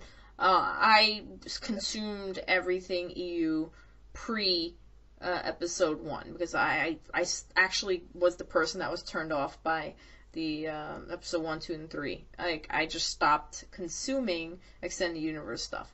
But I was able to successfully go into that theater and come out of it with a little bit of a sense of wonder. So good enough. And once you going in and decide to just making that decision to go in and enjoy the ride, it makes the experience that much better. Just sit back, enjoy it. Like, because there was that point, like I was, was saying afterwards how like I was just on. I don't know why I was so on edge. Like there were certain points I had to like kind of tell myself, okay, just watch the movie, stop like looking at it, like uh, through this lens. Just sit there and enjoy it, absorb it. I almost feel like I have to. I definitely do want to see it I another will time. too, yeah. Just to go, okay, like let me just sit back now and not like sweat the whole time from being like so on edge. Yeah. Because it's not like the movie kept you on edge. Not like watching going, oh my god, what's happening now? Like it was like like I said, like I was. Let me put it this way: it wasn't like as much as I liked it. It wasn't like one of the greatest No, films of all no. time. It wasn't even like top like 20, but it was definitely enjoyable. You know, I definitely left there feeling like I felt good. Like like here we go. Here we go. A new adventure has begun. And it's sort of like erase that bitter taste in your mouth from like obviously like episode 1, 2, and 3. So that felt Oh, good. totally. And I mean, we've grown up our entire lives with Star Wars in some sort of frame. Like you've Hmm. seen the films in the theater. I only got to see the original trilogy in the theater in the 90s. Remember when the re-releases, when they cleaned it up? Yep, yep. I hated the fact that they added certain things, but it was still a good experience to see them in the theater. So my dad took me, and it was like a nice thing, and I was able to say I saw it on the big screen, and it was meaningful. So it has meaning for us. So seeing this come out after all the garbage, Well, we had to subject ourselves to. Even though I don't want to be that guy and say that episodes 1, 2, and 3 are completely horrible. We talked about some things in passing that were cool. Episode 3 had moments, a little bit OP, but the fights were cool. I like Darth yeah. Maul's lightsaber. I think they did a big disservice to Qui-Gon Jinn because he's a great actor, backing up his character and the shit lines and stuff. But you still had some good names you had in the films, and some things happened that were nice, but they were so out of Well, context that you couldn't appreciate them. Like you couldn't enjoy the whole there was package. that whole non-cheese YouTube edit of Yes, the episode Phantom one. Like Menace I or the yeah, newer one. it's of the Yeah. Phantom Menace. They have The Phantom like Edit. I'm some sorry, the dude did Phantom like Edit. Yeah, yeah, the yeah. Phantom Edit. Yeah, yeah. Some guy did like basically a non-cheese edit, getting rid of all like the crap, getting rid of the silly like what you call it voices like the racial stereotypical like Asian voices or like the for what you call it the what was it the Trade Federation or whatever those guys were. Uh huh. Uh, yeah, like he got rid of a lot of like just silly stuff. But at the end of the day, like though it was much better than say like the George Lucas edit, it still was sort of like cardboard. Yeah. It was still sort of like like it's a decent flick. But I'm not going to talk about episode 2. I remember seeing that in the theater, Attack of the Yeah. Clones, and holy crap, like that was one of the only Star Wars flicks where I was I like falling hated asleep. that. And people were really Yeah, it trying to was hype so bad. themselves to enjoy that movie. It's like, yo, it's epic. This is going to be so epic. I can't wait. There's so much lore behind the Clone Wars in the extended universe that people were like so psyched to see it. Um, but it was such a letdown. But regardless, it's nice to kind of like wash ourselves of that in a sense and just have this new trilogy start and at least from scratch feel better. So we won't be completely disappointed, even if you notice though, this is where I'm getting to, even though Rey's character still hasn't developed for me yet, like I feel like she's okay, but she's not there yet. Like that's the main Yeah, I was gonna character. say like you were saying earlier, you were telling me last night how, or like earlier, you were saying how like she kind of like almost like fell flat with Yeah, you, so like far. you weren't really feeling her, like whereas to me I was sort of like I wasn't thinking in those terms. It was sort of like, all right, so this chick is, she's living on some desert planet and she's like yearning for like more. She didn't have a lot of lines, a lot of dialogue or anything like that. She really didn't need it because of I being a mean, loner maybe or that's whatnot. part of it, But you know. who knows? Like maybe that was a part of her character, like just living by herself, so she doesn't know how to interact with I others. I can see mean, that, and I don't. that's fine, and that's great. But I think like for me, it was more like expressions and stuff like that. I don't know. Maybe I just didn't connect to it because also the movie's a little bit more frenetically paced. So you Mhm. don't get to sink your teeth into the characters. So unless the actor is fed a line or fed a moment where they can really shine, like Poe, he had such little screen time, but he punched through what he could of them because he's such a good actor. Like Mhm. that shows you that they were starving to make something work because that movie was going so fast, in a sense. So I think what she Yeah. wasn't able to do is punch through the screen as much as like others had to. But it's fine. Like I don't think it was poor. She's not like I really didn't like Amidala and the acting that we saw out of her. So Yeah. Kira, whatever. I mean, obviously we know she's like, she's a decent Yeah, actress, so it's not like, it might have been again, it lines. It goes might have back to like what they have to Yeah, work it might with. have been like scripts. It might have been, and in terms of like Ray, like Riley's particular issue might have just been like she's told to act a certain way because of A, the loneliness, B, the like the force pulling her in a serious direction, and like maybe Yeah. that was just her director telling her to do something. So I didn't really cast a Yeah. heavy judgment on it. I just haven't clicked with her yet, I think is the best way to put it. And I think she was like Mhm. I think there's more to her story that will then put episode 7 into context. Like I have a feeling in episode 8 that I will feel much differently about her because her backstory will come to light, and then her Yeah. behavior and like maybe her OP-ness. Like she's like way OP. She's overpowered. Like there's no way like you would think someone on the Kylo Ren's level could. I know he was injured, and we can all talk about all the Chewie shot, the Yeah, there was too much balance for two people that were unbalanced in as far as like as far training. as like training level goes. Like yeah, it's I don't know. Yes, he was injured, but yeah, I was looking at it going, some chick living. I mean, yes, she lives in a harsh environment and she seemed Sure, very of course. capable. Uh, I should stop calling her chick. That's fine, whatever. Ray. So like yeah, she's like living in this harsh environment. She's learned to like as we could tell like in the town scenes where she was dealing with those either bounty hunters or like people trying to capture her for the First Order. She could handle herself.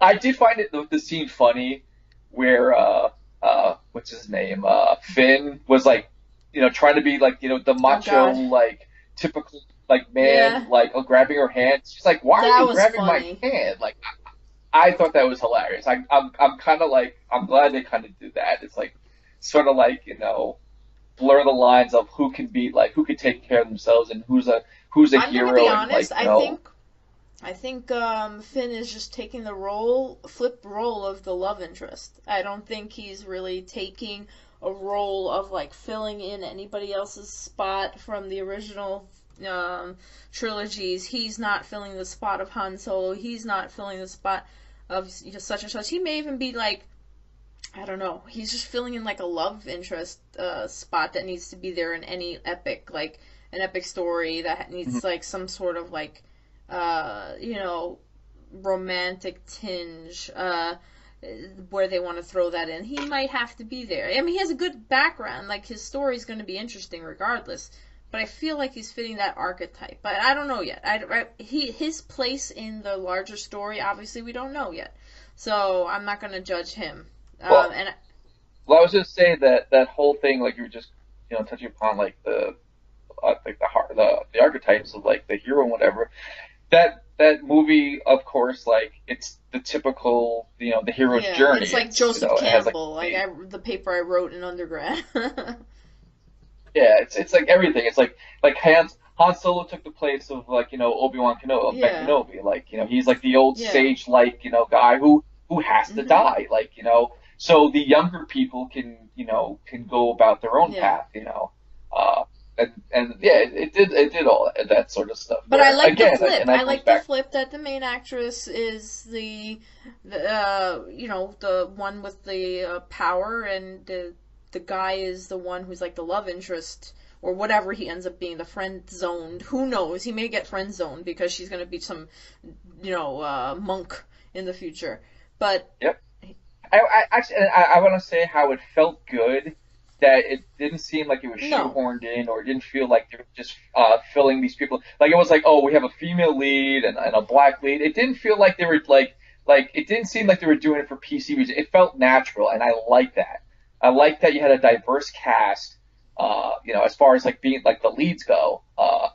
And I love that it didn't feel like, oh, look what they're trying to do, like no, it it's didn't they're feel just trying to be all purposeful. I PC. mean, you could just look at Yeah, the poster and be like, yeah, they're just totally being PC, and then read like J.J. Abrams' comments about knowing that in a modern reality, interviewing to a room full of just only Caucasian people is like ridiculous because this is a worldwide movie, but it didn't feel forced, so it was good because they did get some good actors. So, some of yeah, them are slightly more untested than others, but they did the right thing in getting people that aren't top bills because they really yeah, did need to start from scratch. They really did need to get people who could just not be overwhelming the bill itself. Like you have a top name in it, it's overwhelming the other cast members. So I yeah, think yeah. it was the right thing to do.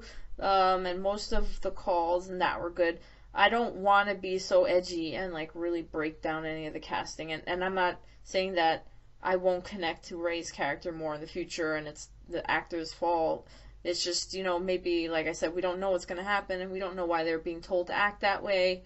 And it's kind of okay because based on the original trilogy, the first film was a little bit, rough around the edges, campy. It's fine, Hmm. whatever. But like Well, anything like that you really found like standing out for you artistically in terms of the filmography, like the aspects. The one thing that comes to mind for me is that fight between Kylo Ren and Rey at the end, the snowy forest, kind of mhm. Kurosawa-y, setup where they're fighting in the Yeah, forest, samurai-ish. I think that was like really good. I like that, of course, because I'm just a samurai fan too. So I like any little callback to that kind of film. I thought that was pretty. I did like the sets. What about you in general?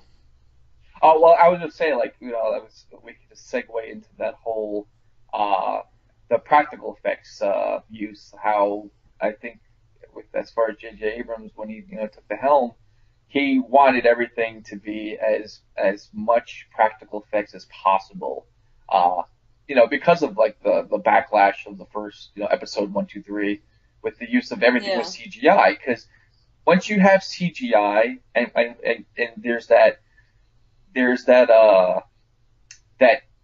that ease to abuse it is it's so there because it's and you can see it in those first 3 episodes where it's just like everything like you can just almost like see George Lucas going, you know what, we could add more stuff, Ugh. and I had that problem with Yeah. Thor, with like the whole Asgard stuff. I was like, let's just add this, let's just keep it, like it just Sure. feels like once you start using CGI to it just overwhelms you, and it's almost like there's no stopping, like someone actually has to grab you and say, hey, like that's enough.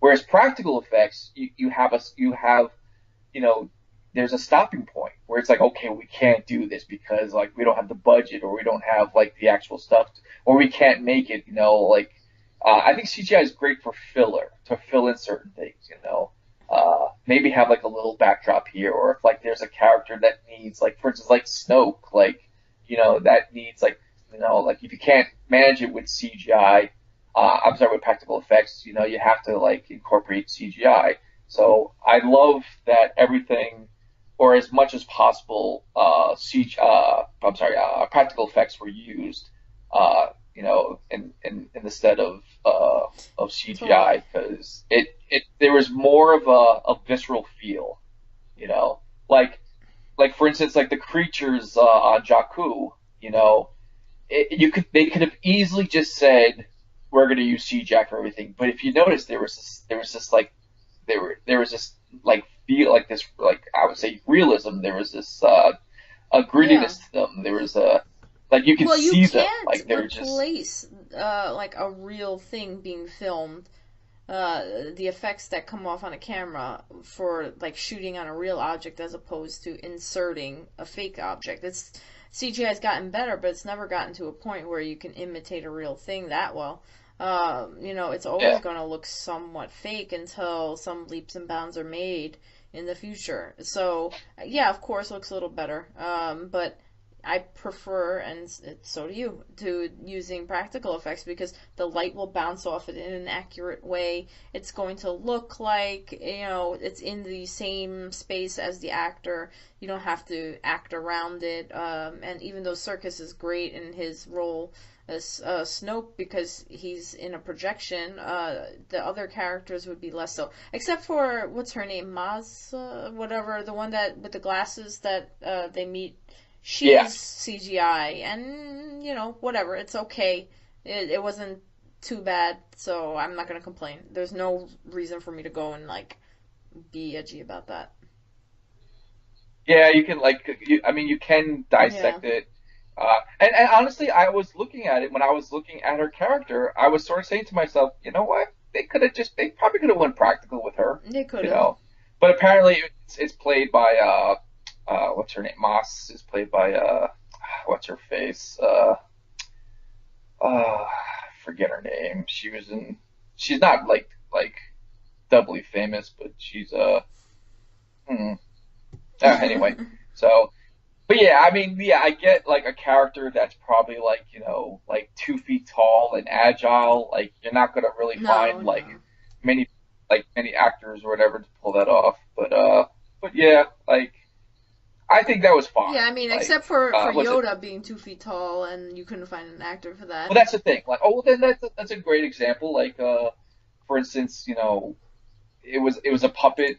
It was a Muppet, or I don't know, which is like it's Yeah, Disney it's now, a so is Jim it a Muppet? Henson project essentially. Yeah, so it's I guess a Muppet. So and yeah, like you felt it like even though it's a Muppet, like you felt like oh like that's an actual creature, you know. I still look at like the first like 4, 5, and 6, and when I see five Empire and Jedi, when I see Yoda, I still look at it like oh wow like that's Yoda like I'm not looking at like he has strings or a hand up its ass, it's like oh that's Yoda, Whereas once they CGI'd Mm-hmm. him, again, it goes to there's no No. stoppage. Look at his lightsaber battle. I mean, it was sort of like what are Yeah. you doing? Like why are you jumping around like that? If you were like a legit swordsman, you're not going into theatrics. You're being a swordsman, and that's what I think happened with with things like CGI. It's there's no stopping point. You just want to keep adding and adding and adding. Well, since it's CGI, we might as well have them like do circus like Yeah. acrobatics. So yeah. Whereas it's like a legit character, but again, I think that just depends on like the director and if they want to use it. It's great for like subtleties. It's great to do as like for filler and whatever. Oh, by the way, the actress's name is Lupita Oh, okay. Nyong'o. No, Uh, I know who you're talking yeah, about. she was she, 12 Yes, Years a yes, Slave. yes. Yeah. No, I mean her But voice acting that I could tell was great. Like I thought she was a good character too. Little interesting tidbit over there. So nothing wrong with hmm her. But yeah, so she, what is like a pirate haven, Yeah. like Essentially like a new Moss that was like Eisley. their yeah. Like at first, I remember like of course during the previews you see like that's like it looks like a temple they Yeah. were heading into, but apparently it's just like a stronghold for like Hmm. these pirates and whatnot. Uh, it's almost like a mix between like Mos Eisley and Yeah. Jabba's palace, sort of thing, you know, sort of like that same Hmm. vibe, like the music playing and you got all these like these sort of characters of different alien races and whatnot. So, but it was but yeah. And I guess she's good. I don't know. Does she like? I can't recall if she lives or not, She or ran they don't really out, say. but I don't know what happened Uh, after that. I mean, that whole planet like goes to shit anyway, so I'm not sure who survives. oh, true. Yeah, yeah. So Star Killer base. That was Yeah, again, that's you the kind know, of thing. It's like, all right, you did that in the original movies, and you're gonna rebuild it again by the third movie. Meaning like we'll episode just 4 make and it episode bigger. 6, and now let's just keep going bigger. Yeah, it's just like you know what? Like let's just like episode 8. They're gonna make like a galaxy like weapon, where it's just gonna be the size of a galaxy. Like we're just gonna keep going bigger But exponentially, let's until we get this right. but let's be honest, it's not Star Trek where they give the premise the the false premise kind of being scientifically based, where they get scientists on their scripts to kind of see if their fake science would be even remotely plausible. Star Wars is never about that, and they're just looking for like a hokey thing, and let's make something bigger was literally their approach. Yeah. And you know what, whatever. Yeah, like yeah, Star Trek. It's sort of like anchored in some like real science where they have artistic license, just to make it seem like more Yeah. sci-fi. Whereas yeah, Star Wars is more like yeah, so we're just gonna make this planet into a big weapon, Yeah. like here we go, like and yeah, it does go to like I don't know, like, do you have to excuse that whole like use of using another like big orb as a weapon sort of thing? Like, okay, so we're back to doing the whole, big space station weapon thing, I don't know. Actually, what I did wanted to say before I Do forget again, which I was trying to do like the it. last Sorry. hour and I keep forgetting. So there is, maybe I missed it, but so there is uh, what do you call it? A new republic. But why is there a resistance for a republic? Like, does that mean like the republic's not exactly established? Is it sort of like the Civil War where there's a North and a South, and I mean, That we don't I don't know. know. You know what Yeah. I mean? Like, why is there a resistance? What? What are they resisting? Like, I understand, yes, there is a first order, but are the first order already like taking over like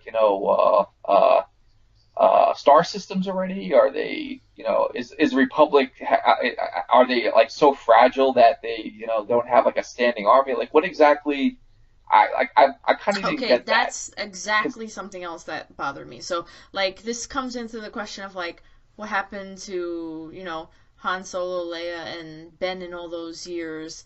Why are we in this political state right now that we're walking into the 30 years, or we have no idea. We have no clue. We're just kind of like being dropped into this. So I wonder how much they're going to expand upon that. Like they have to at some point say, well, yeah, obviously, because they did allude to something about like along the lines like when it like with the resistance, they said something like, oh, the Republic is not going to get here on time or something. If I'm not mistaken, I did recall them saying mm-hmm, something like that, where it's like they're on their own until like like they get backup or something.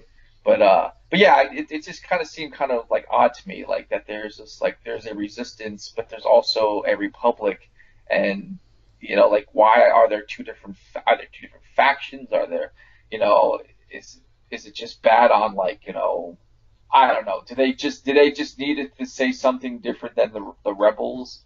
is the Republic Like what so are you like? useless that they're just sitting in their dumbass Yeah, Senate like again, exactly. where they need to have like other people do their work for them, like the Exactly. Resistance? Are they some like fringe group? Are they just like is this like a proxy Yeah. war thing? Is it?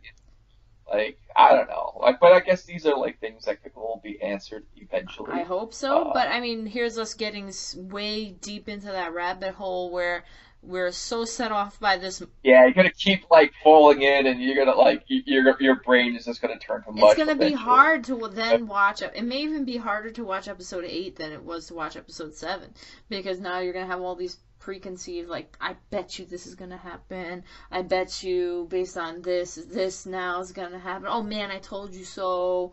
Stuff like that. So like when I say my theory about Rey having been mind wiped, like that explains her Mhm. OP status. Like Yeah, yeah. if I see that in the next Yeah, movie, that makes sense. That's a nice fan theory, just to, uh, yeah, yeah, you're right, because she had a little too much power that she was in yeah, control of, like right like away. When she was mind controlling our friend, Daniel Craig, Mr. James yes. Bond, which that was James Bond in that stormtrooper That's funny. outfit, you know. Like I was wondering, like, oh, look at that. That's a nice sachet when he walked out. I was like, and then I discovered it was Daniel Craig. I was like, yep, that looked like typical Daniel Craig That's swagger. funny. He gave a stormtrooper some nice Yeah, he swagger. did. So. But yeah, it was. But yeah, like for her to have like such control of something like that. Whereas remember Luke on Tatooine, yeah, he had absolute for the chosen one. He sure didn't know anything about the Force or used it in any capacity whatsoever. Uh, with the exception of like say like when he was being trained by Ben Kenobi like on the Falcon as far as like with the blast helmet and that like laser orb thing. But that's like when he first touched Yeah. upon the Force. Whereas it just seemed like Ray, it's like, like no training, no one to like guide you. Okay, I'm pretty good at this. Like, how Like, does she know so much about uh, engineering? Well, I know that she's in a shipyard essentially, and she's worked on ships, and she's been, scavenging, and she has to know parts in order to sell them. I get that much, and I can get that she could kind of get the idea of how to fly them, but she yeah, has so much force sensitivity that she can fly the Millennium Falcon no problem. She can, aim, do all this crazy stuff. She can take yeah, Kylo Ren down to his knees. So there's definitely more to her, which also makes my appreciation of her character at a standstill right now, because I can't fully appreciate her because I know there's more, and I have to wait for that to happen in order to get it. She's not like Buffy the I, Vampire Slayer, just throwing out, really punny lines that make up for the fact that you don't know her full story yet. And even Buffy, you knew yeah. exactly where she came from. So, like, Mhm. I don't know. I think she's been mind wiped, but regardless, that's going to be hard to walk into episode 8 knowing that you think that, and then, if something else happens or like some other explanation, like, or even if it's confirmed, you're going to be like, yeah, I fucking knew it. Like, it's going to be hard to walk into episode 8. What do you think?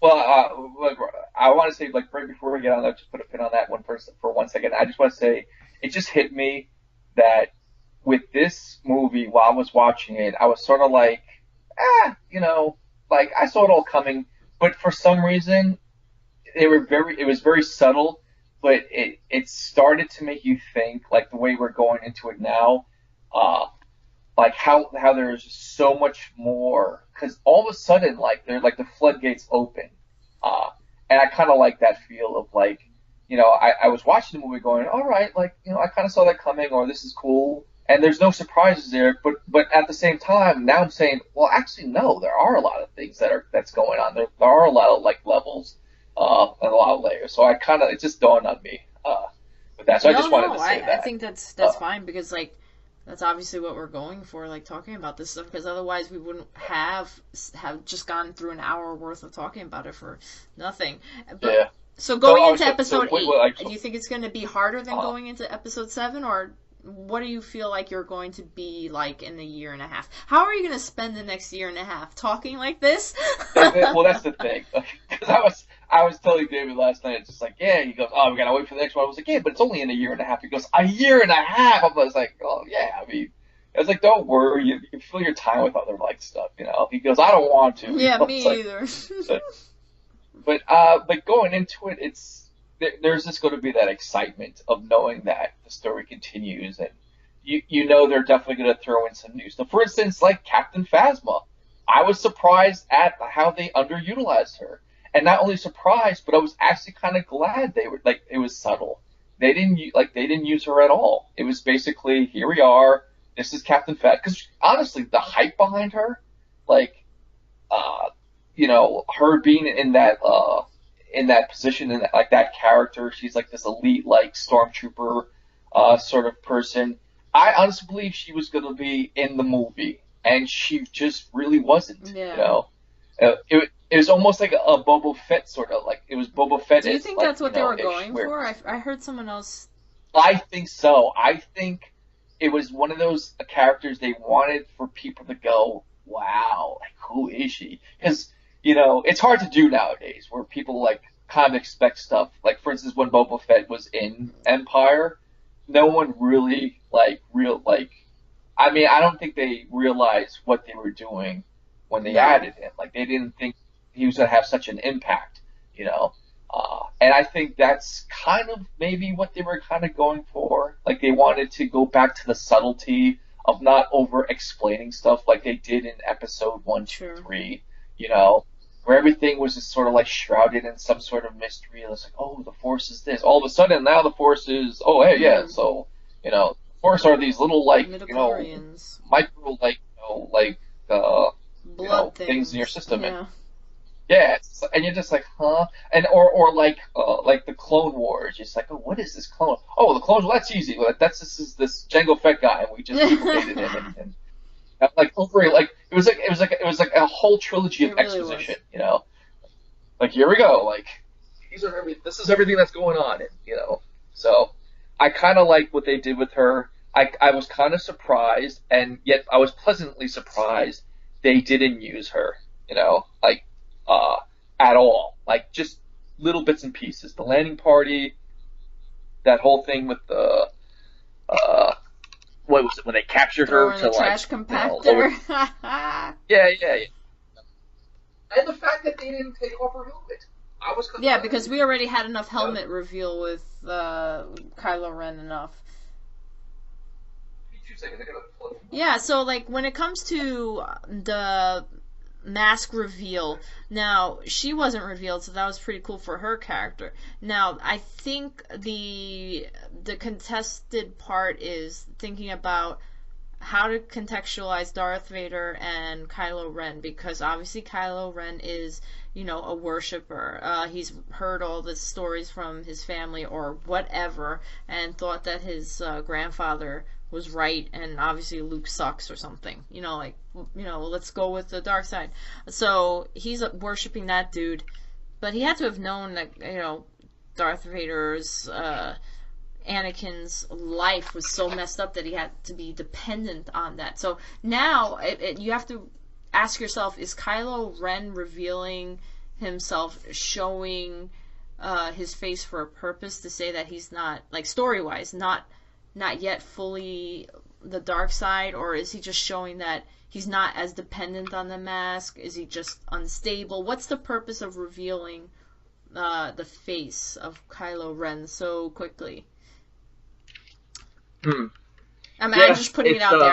I have my own, I'm already giving it away why I think it is, but what about for you? I think it's almost like, since they were going to reveal who he is as far as like he's the son of Leia and Han, it didn't really matter if they did he took off the mask. I think the mask is because he's as I've read before and I heard from a few people, he's the ultimate fanboy. He's the ultimate Vader fanboy. Like his mask sort of has like a similar feel to Darth Vader's mask. I think they're basically just sort of fanboys. That whole Knights of Ren thing, or at least Kylo is look at him. He's worshiping the burnt mask of Vader, of his grandfather, and that's sort of so yeah. To me, it just felt like he was revealing his face. It didn't matter because no one was going to look at it and going, "Oh my God, that's his face." It's once they established and I think they knew they were established that was his son. Uh, and I don't think that was supposed to be a real big reveal. And everyone's always talking about spoilers. I honestly didn't feel it to be a big reveal because remember, you have to take these characters, and all the clues are already in the previous movies or in the movie itself for who this person is. And I don't think we can go back because it's like the box is already open. You can't go back to like the surprises, like the whole Darth Vader Luke father son dynamic like reveal. You can't go back to that. I don't think you can really do that anymore. No, it's true. Like unless so it's like that whole like Kylo like revealing like his face. It was just just him like okay here like I want to say he was revealing like that he's a person, because the whole beginning of the movie, you've just seen this, faceless, like, evil guy, but you also see subtle hints of him just being unstable and, like, kind of being conflicted. Like, that whole, like, scene where he's just bashing, like, the console with his lightsaber when he gets angry, you're feeling like this, like, whoa, like, this guy is just, like, just crazy conflicted, So for him to take off the mask, I think it was just basically showing the audience, like, look at him. He's just a kid. Like he's just some, like, some conflicted sort of, like, I don't want to say, like, teen angst, whatever, but just like a young, conflicted teenager. person. It's okay to totally say he's an edgy teenager, but that's what they're going I'm for, wondering, kind is it of, like, I think. Yeah, because I guess Anakin was also an edgy like, teenager in a sense, right? Yep. Oh well, he took the prize for that. Like, I want to date think, this girl. No, like. Oh, seriously. But at the same time, like you can the parallels between them are definitely there. But I would have to say I'm not looking at the edgy teen Kylo as being annoying. I don't either. I'm putting it out there because it's like the nice quick catchphrase to describe his character. For me personally. I mean, that's like just to describe it, like just to quickly like and succinctly like describe it, like that's like the perfect way. He is getting to my kind of roundabout question, me just talking about something, because when you look at archetypes and you look at the hero's role and you're looking at masks, I'm really thinking about Joseph Campbell, and I'm talking about all these like ancient mythologies and epics. The mask is so important to a story, and it's important to Star Wars being a reflection of that. So it's worth a moment to at least reflect on the time when he pulls the mask off. So even if you're not super affected by it, there was a purpose for it. So for me, it was to show, yes, that he's that unstable kid, or this not yet scarred kid, because by the time he gets out of that fight with Rey, he finally has a scar on his face, and you can see it. So I guess they're doing that on a purpose, also so he could have that face-to-face interaction with his father, touching him before he dies. So he had to have skin exposed. So there was a reason for it, and it wasn't badly plotted. It's fine. So I didn't have a problem with it whatsoever. It didn't need to be the blow away moment at the end of the original trilogy. This is the beginning of the trilogy, and they're doing it slightly different for a reason. So that's finally something that differs, and that's good. While we were looking at a movie that has so many callbacks, that was kind of like a callback that got kind of like upended. So it was cool.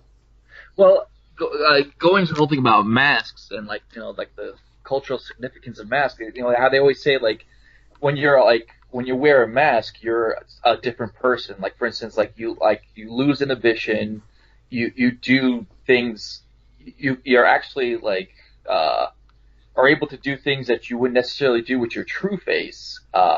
Which I think was kind of funny because when he took off the mask, he killed his father with the mask off. So that goes into his character. Because if you put the mask back on, then it goes back to that whole cultural significance of the mask, where like you're able to do things you wouldn't necessarily do with the mask off. So when he killed his father with the mask off, it sort of was just like, like interesting. You actually did it like without cowering behind something. Like you actually did it face to face. Now I mean, now going into like that whole thing with the death scene of Han, I was left feeling. Did he do it like in an evil way or in a good way. I honestly felt that way. Like I understand like the whole release thing. Like he wanted like some sort of release. So like I mean yes, obviously it was bad. Like killing you don't just kill Han like that. Like how dare you? But I definitely looked at it like like why did like what like was this a step you needed to take like to solidify your place on the dark side? I Yeah, I guess it guess was, that's what right? he I mean, wanted.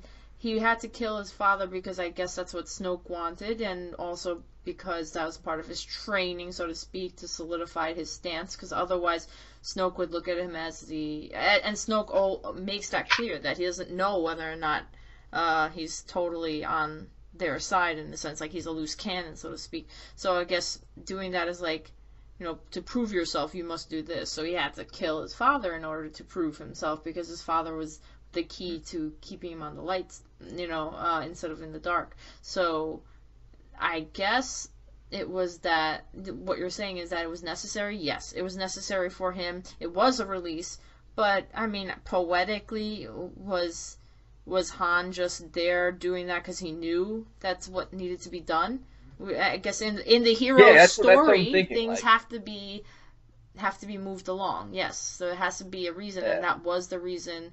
And yeah, so did Obi-Wan. Obi-Wan knew he had to die in a sense. He put himself in that position. Han put himself in that position. That's kind of like a callback, but that's also a classic myth building kind of thing. So I think it's yeah. not bad, and I'm at peace with it now, even though I was bawling, at the time. My Let's put it this way: in your eyes, and in like in fans' eyes, do you think after that happened, do you think Kylo can redeem himself and like further down the road become like a hero? Because I think that's what they were trying to allude to. Like he's conflicted, Yeah, I like think that's what's being set up. like Whether or not I can accept that, I think it's going to be very hard. So that means that it's going to be very later in the series. So it's not going to be right away. It's not going to be like beginning of the episode 8 that I'm okay again. It's going to be like, yeah, I got yeah, over that. That was just a bad bipolar swing. Like it's not going to be exactly. that. It's not like, yeah, I took my meds, I'm good. No. I know. It was some he got some good what you call it, resistance Medicaid, Yeah. that can get Mo- yeah, mom finally yeah, sent that care package that was due 6 years ago. exactly. But like it's going to take time. I think it's being alluded to, and I have a feeling like what's going to happen is Rey and him are going to have to go up against Snoke in some way, and that'll be the end. Like it'll be in the third, aka the ninth movie. So, how it's going to be set up in 8, who knows? Because the eighth movie is going to be like who is Rey and like how he trains up. So we'll see. We'll see. I don't know, man. This is gonna be hard for me to not want to project out the next three. I'm already trying to project out the next two movies. Oh, I'm already like I've already like established what establishing. I think.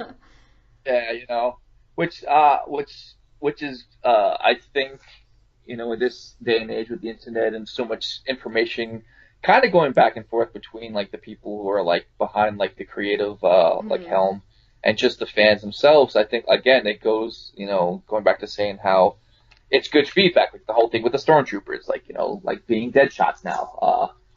I think that's the sort of thing that they take into account is like as far as writing. It's like, well, you know what? I think people are going to expect this.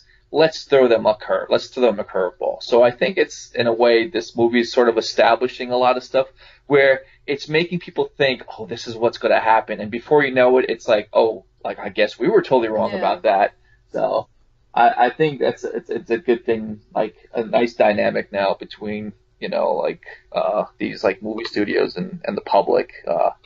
Of course, there could be too much influence from the public where they just want to like placate everybody, you know, and and and go by like what everyone likes.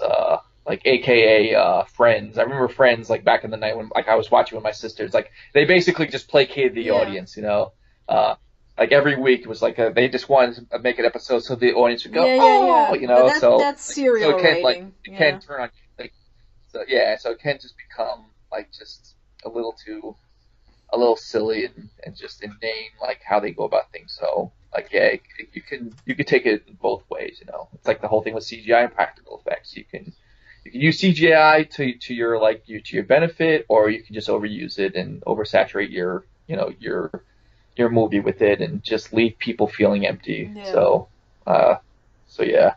But yeah, Luke Skywalker at the end. What's up with He that, lost a lot of weight because I guess playing the Joker, I told you this joke earlier, playing the Joker was a hard deal. You put on a lot of weight. Well, it's like when you're not in front of the camera and you're just doing voiceovers. It's like you could eat that extra hoagie. You know, Yeah. you can get I saw him pizza. in You person know, at Comic Con like 4 or 5 years ago, and I covered a panel that he was doing, and I wrote about it for some website. And I saw him in person, and it was a little bit farther away, but he seemed okay. But he just seemed like an old man.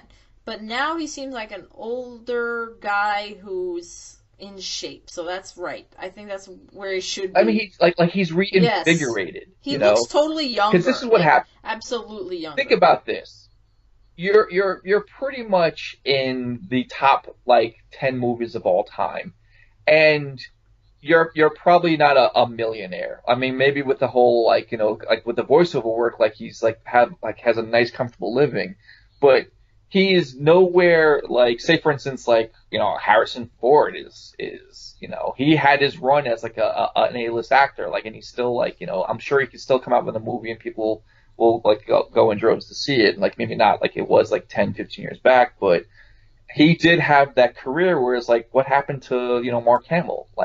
He didn't become a big A-list actor, and I think psychologically to be in something that huge and not have I wouldn't say anything to show for it. I mean, there's legacy, there's fame from it and all that stuff, but to kind of go I'm not a multi-millionaire from this, or I don't have that same fame as say Harrison Ford or whatever. I think yeah, if you that picture I sent you yesterday, that before and after 15 and 2000 whatever was uh how they show Mark Hamill, because remember that picture that they showed that I sent you Hmm. yesterday was that's a recent photo, because remember he filmed the Luke Skywalker stuff maybe a year and a Yeah. half ago.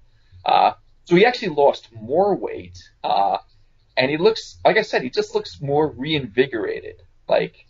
It's almost okay, I'm kind of back on top, and I need to not to hold on to it, but he's all right, I'm here. Let me just enjoy this now. So he's in shape because I see him now. He doesn't have that sort of yeah, hey, here, I'm in a in a food stained Hawaiian shirt opened up with a dirty T-shirt on with my hair all messed up, and now he's wearing Armani and on the red carpet, engaging and stuff like that. So it kind of feels good to see him like Oh, it that. feels really good because we all know that Carrie Fisher also struggled, in her life after Star Wars, and seeing Mark Hamill kind of disappear to do voice acting instead of doing more, while Harrison Ford's exploding. It always felt a little bit weird. So the fact that you saw some of those press images and me seeing him a few years ago where he just looks like an old man, and that was still 4 or 5 years Yeah, ago, it always felt weird. But to see him looking good, he looks good. That beard looks good. yeah, he looks healthy and happy. Yeah, You know, and also Carrie Fisher looks better. She's appropriately aged, and they allowed her to be old, which is appropriate for her age, but she looks better. So, and they yeah, she all does. did good work to get to where they need to be for the movie. So honestly, props to him for getting to that shape again. That's awesome because that's kind of inspiring me on a tangent. We could talk about that another time. Is yeah, man, I'm young and being a douchebag about my own physical health. I gotta get in shape. You're oh, look at these people. They're 60, 70 years old, and they're in shape. What Yeah, am but I they doing? also have Hollywood trainers and stuff. Yeah, of course, But they yeah, did.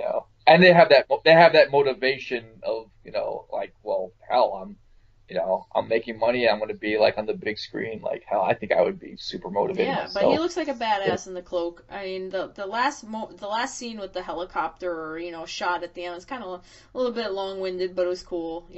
So I'm wondering if yeah, there's like what the connection is between Rey and Luke, and like we can make guesses, but I don't want to pretend that the lineage is there if I don't know it.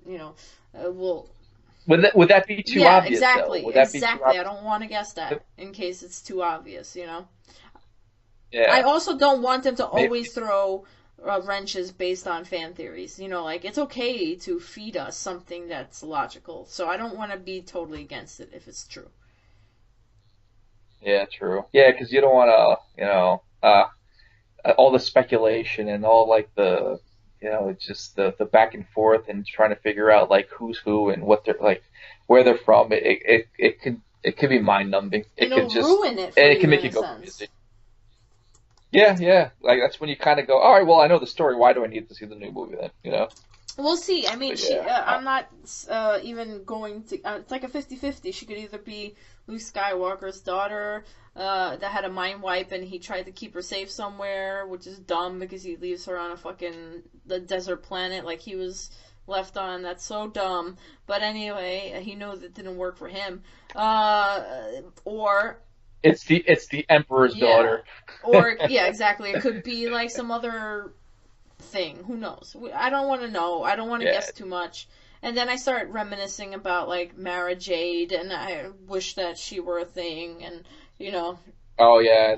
Well, yeah, they're not using. I think that apparently extended universe is not nope. canon, but I think what they would do is they will probably cherry pick certain Hmm. ideas from certain things, I think so. uh, which I think is a possibility.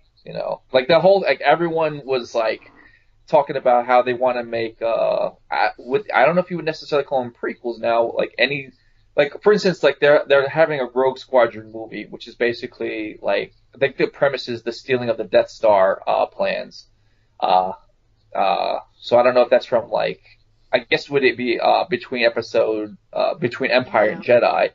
Uh, but yeah, lost my train of thought.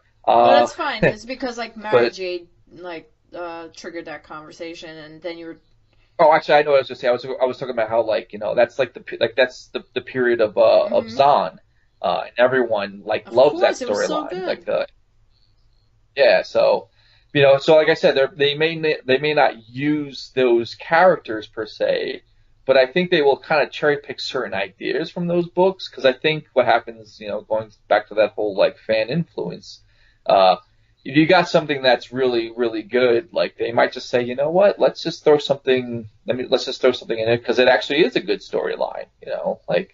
So, or maybe they say to themselves, well, everyone knows about this, like so, and it's too obvious.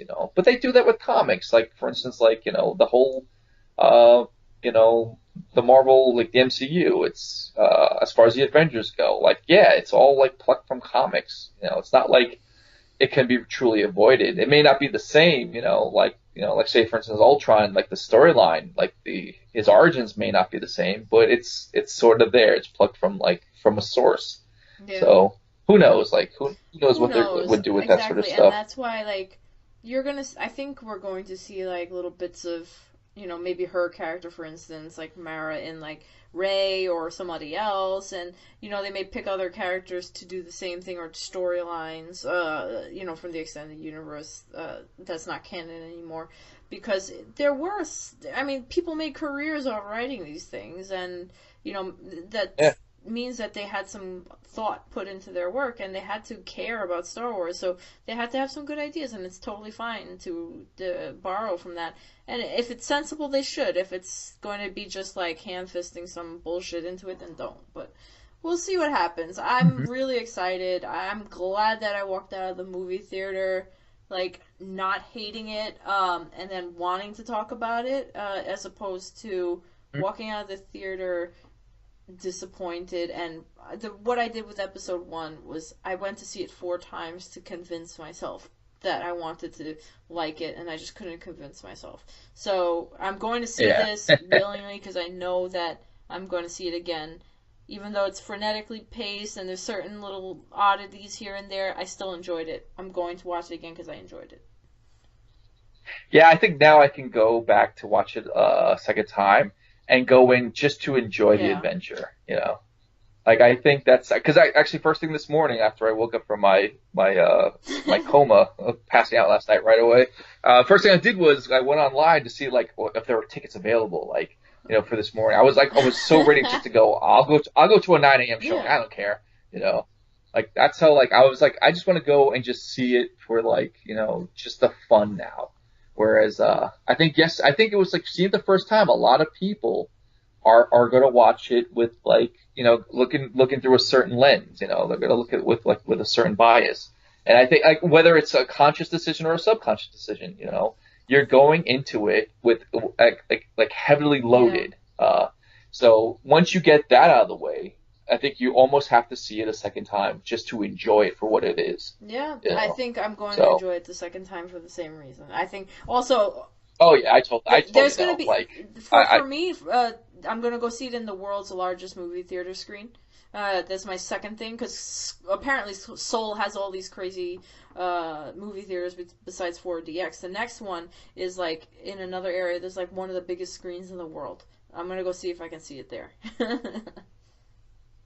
that's and how you're saying it's like the movie's not overhyped that it'll probably be like really Yeah, cool to you'll have no problem like I guess with and being a big theater there'll probably like no I problem don't getting think so. seats because they'll probably yeah unless like there's like small like the ratio of seats to screen size is like Who is knows? But small I don't want. I but don't think they would probably have it like stadium seating almost because like at least like deep because it's a huge screen. yeah for something that large I think they would need something like that like something Maybe a like a different seating balcony arrangement. even, like we'll see. I'm Yeah. I'm kind of excited for that. Just I'm using this as like a cinematic experience too to experience different theaters around here before I head back. And if it's still in the theaters in the state in the states like a late, in a February showing, we should totally go and see it like again, just to be like, Oh, it's definitely going to be running, I think, into the new year. Like, I think this is one of those like rare flicks where they're just going to want to like. I think the last time like a film did that where they just kept running was Titanic, probably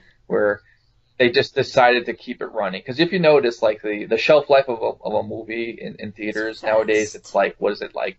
Yeah, it's really fast. It's like a quarter of a year if it's top 10 and it's really Yeah. good. Like they'll whereas like years ago, like that was your only choice. Like, it's like, oh, here's like a few movies that are in theaters, like, so we're gonna keep this running and just milk as much as possible out of it. Whereas now it's just like, okay, we need to get this one out and put in this new movie because they're just coming in like they're just movies are just being released like every day. So, but this one's gonna be out for a while. This one I think is sort of like into I mean because it's already was at the 18th of December, yeah. So by February, March, it's still going to be running. Of course, it's going to slow down by then, and or who knows? Like, supposedly it broke records as far as like Fandango, like ticket sales, everything. Like, it's And well, it should. now will like well now that begs the question: will this be a top like two like top three movies apparently in box office? I think it's Avatar, Titanic, and Avengers, the first one. Uh, where it's I think both Titanic and Avatar. I think Avatar made like 2 billion or at least close to Hmm. 2 billion. Do you think that's gonna like break like the 2 billion mark? I think it's definitely gonna I break the think one it's billion going to mark hit without a a doubt. billion. I don't know if it's going to hit 2 billion because I'm not sure what the world's finances are at the moment, but it would be interesting for it to get to that level because it's a movie that we feel like deserves to get it. At least the hype. I think it might. I think it's going to maybe 1.1 and a quarter billion, maybe 1.5. But I don't know about two. Yeah, it's a lot of money, man. Yeah, it's which is odd because it's like the top spot went to a sci-fi flick to Avatar, which is you know for I guess like I don't know like how into it you were like how if you're into that movie or not. I remember seeing it, No, not I being didn't like. too Oh no, thrilled I with totally it, but I forgot didn't. all about it. I saw it once, and I was Yeah, like, all right, that's nice. And then I walked away. I didn't dislike No, it. I just didn't I care just that didn't. much for it. Yeah. It was just like, oh, hey, look, a bunch of CGI stuff. Like, check that out, Good CGI stuff. No, I'm not I gonna don't want to like, shit on it. I knock think it's that. alright. It is what it is. It was just not storyline wise something that I loved that much. Hmm. Uh, we'll see. Yeah, I'm there was. praying for, to the force that it beats out Avatar only for the fact that Avatar was kind of mediocre storyline wise. Yeah, you just want something to beat it Yeah. out simply because it's something like, it's Star Wars, you're a fan, you just want it to be top spot, Like here we go, we're back in like, top spot, Whereas I'm just right now I'm looking up Box Office Mojo to see exactly how much Avatar made. Yeah. So if I go Show us those uh digits. yeah, because I know it's a lot. All right, so top spot is Avatar. Holy crap, I didn't realize this. So, worldwide, box office is well, let's round it off, 2.8 Wow. billion. Holy crap. And then, Titanic is 2.2. Number three, which I thought was the Avengers, it was knocked to number four, by Jurassic World. Holy crap, I did Oh, not damn. realize that. Jurassic World made 1.7 billion. Never So you know what? I mind. See, actually I have don't even have a hopes. scale for these things, so my guess I would totally change now. Yeah. Yeah. Well, if Jurassic World can make it to top three with 1.7 billion, I think Star Wars is Oh definitely yeah, gonna like reach absolutely. 2 point like, Now, or at least it had like a great okay, chance now to, that I know these you know. numbers, absolutely, I think it's gonna hit 2 billion. I guess the world has a lot of money to go see movies nowadays. And it's not like at the end of the day, it doesn't matter. Like with a couple of like schmoes who don't make anything. So it's like we're like, oh, I hope this makes billions while we have absolutely nothing. Yeah. So I, so it's like it doesn't matter. But at the same time, it's just kind of like you just want it to knock out. I mean, Titanic, like I I mean, don't Titanic know. was cute. It was cute. I'll leave Yeah. it at that. I won't lie. I think my friend and I saw that movie a few times in the theater. I don't know why we did. Like, just a friend. And it's not like I went with like like a girlfriend. I just went with like like a friend, like a dude friend, and we saw it. I don't It know was a why. I don't know cultural what like prompted us. phenomenon. I saw it with my mom. I mean, like it was a Yeah. cultural phenomenon at the time. It was good. But I don't know. Now looking back on it, it's like all right, it's cute. I don't have a I also seasonal feel like rewatch watching of it. it. I don't watch it every like Christmas or some shit. It's just Yeah, I have. I don't think I've actually watched it like within the last no. decade or so. And I kind of feel like I want to watch it just to like go, oh, let's check this out because it was, if I recall, like it catered to two camps. It catered to women and it catered to men. It's here's the lovey dovey stuff, like just to be like, uh, what you call it, just to uh, what you call it. What am I saying? As far as yeah, they just cater to like to the camps of like of like what they typically believe women want, the mushy romance stuff, and then for the guys, it's the adventure, it's the excitement of like the escapes and all that sort of stuff. So I think that's the reason why it was so like universal because they just decided to go, all right, here we go, the Titanic. Yeah. But I like how we just delved It's into like it's because Titanic. we're energy to talk about Star Wars and ruin it for everybody who hasn't seen it yet. No, seriously, it's like Titanic you can ruin for everyone, and Avatar you can totally Well, if ruin for anyone everyone. if anyone listened to this, like we just, we just spoiled the crap out That's of a lot of fine. They stuff. can So willingly download this at a point where they can choose to spoil themselves. So it's on you guys. Trigger warning, like 2 hours into the show. Don't worry about it. yeah, But get your safe space ready. Just oh god. But yeah, I think that's about it. I think Star Wars is worth like 12 hours of conversation, but I don't think we could fit it in here. I think let's recollect after we see it a second time, and then yeah, with fresh eyes, with going into it like not watching it like with so much baggage and fears and hopes and everything like attached to it. Like yeah, now I think you can actually go and enjoy it and then see it from like a yeah. different point I of mean, view. now I can live my Um, life again and not have this like waiting for me. And it's kind of like a letdown that I don't have episode 7 to wait for anymore, but it's kind of cool because it's closing out my Korea experience this year in a nice way. So I think it's a good way to end Yeah, out the year.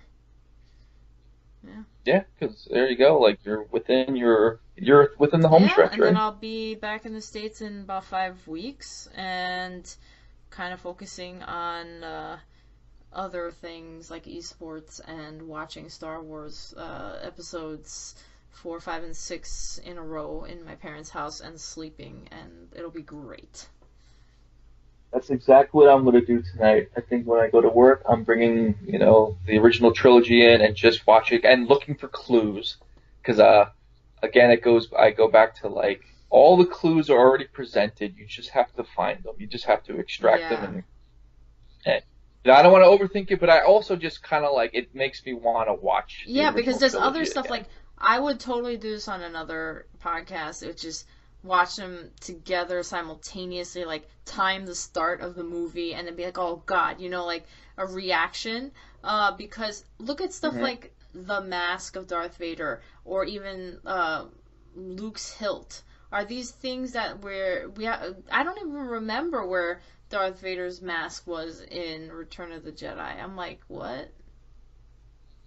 Yeah, it was on the funeral pyre. That's the only thing that was like when Luke at the end, Oh yeah, he so made a funeral. Yeah, he made a funeral pyre on the okay. Moon of Endor, and yeah. See, So now that's now connecting because did you're refreshing my memory of what happened in the movie. See, I haven't watched that movie in like maybe 6 months now, and I totally forgot.